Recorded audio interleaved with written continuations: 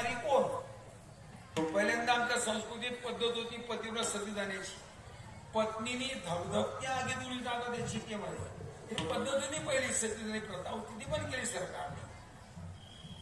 कोड्यात असं लिहिलंय, 10ने थापली, 5ने स्थापली आणि पती नसता सती गेली. त्याचं उत्तर आहे गौरी शेणाची.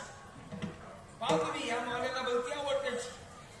शेणाचा जर पोह दिसला ना तर ते उचलून नेतील, एखाद्या दगडावर जातील, खाली गवत टाकतील, त्याच्या 10 बोटांशी गौरी थापून घेतील. गौरी थापली की या 5 बोटावर घेतील, अशी भिंतीला चिटकून देतील. 10ने थापली, 5ने स्थापली भिंतीला. सुकल्यानंतर जर एखादं धल्लं मेलं समजा गावात, आता म्हणा, मग त्याला कुठे नेता तुम्ही? मसना. कशासाठी नेता तुम्ही? जाळण्याकरता. जाळता का तुमच्याकडे माणसं? आमच्याकडे जाळतात, आमच्याकडे मेल्यानंतरच जाळतात. तुमच्याकडं म्हणजे जाळतात. मग त्याला जाळण्याकरता मसनात नेतो आपण. त्याला पेटवण्याकरता जो अग्नी कुठून नेतो आपण?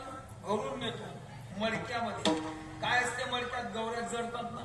आता तुम्ही कल्पना करा, पहिल्यांदा असा प्रकार होता की पती बरोबर पत्नी जळून जुळा मारत होती. आता ही गौरी जळते स्वतः.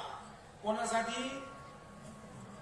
जो गेला त्याच्यासाठी. बरोबर आहे ना? आता ती जर त्याच्यासाठी जळते, धावू का त्याला नवरा असे आहे का? काही संबंध नाही. मग पती नसता सती गेली म्हणजे जळते, हे कोड आहे. त्याचं उत्तर आहे गौरी. एक शास्त्राचं कोड सांगतो तुम्हाला.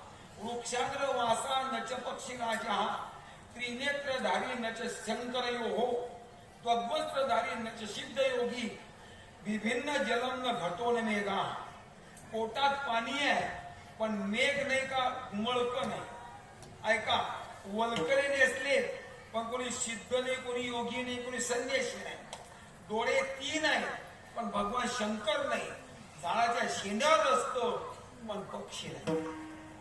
याचं उत्तर आहे नारळ. याला म्हणतात पोळ.